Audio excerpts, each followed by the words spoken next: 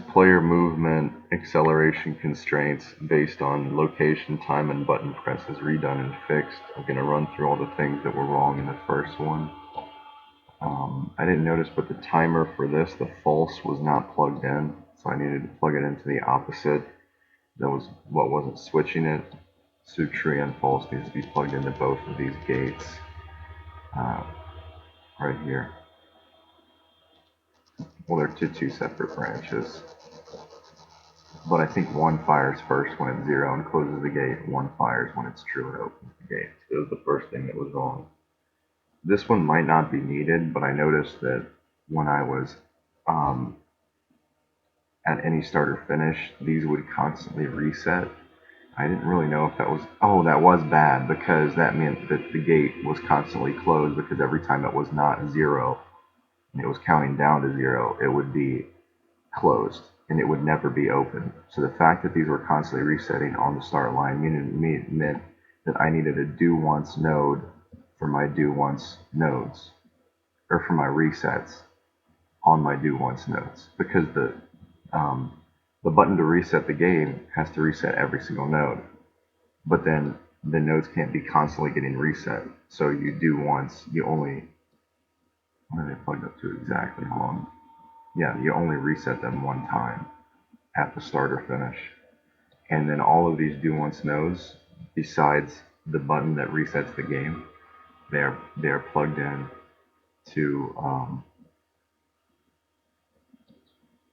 what starts them anyways.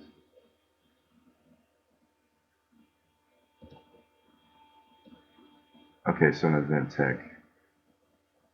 No, they're plugged up to this. So if the actor is at the midway point, so if he's like right there, then it will reset all the do once nodes for the do once nodes to prevent infinite reset as they come in. So all the air tolerances, let me see if we're at that point yet. And I said, when I was thinking about this, I said you might need a third variable for this time. You know what I mean? Because time is like a factor here. And you need to be in three places at once. You might need three variables. Well, I only have two variables, technically four, but really just two. These are really just two that are being updated. This is really a third variable, but abstract. So in a way, I did need a third variable. Um, I'm not using a 5 second delay in this case because I didn't want to. I was just so tired of dealing with it. But I think this worked. But I just didn't want to deal with it because it was screwing up so much that I didn't want to screw anything else up, and it was finally working. So the only thing with the game is you have to wait 8.5 seconds and then wait 5 seconds and then you can go, and then everything works normally after that point, after the reset, so that's fine. Everything catches normally and all that, but you just have to wait 8.5 seconds plus 5 seconds and then you can go. So the countdown plus the first beep and then you can go. Let's see. The timers were not plugged in directly. Oh yeah, these were. I had to read. These timers are now 8.5 and count down to zero, but update every 8 times to go like zero point 0.4 less to match the beat test times. And these timer one and timer two subtracted were not right.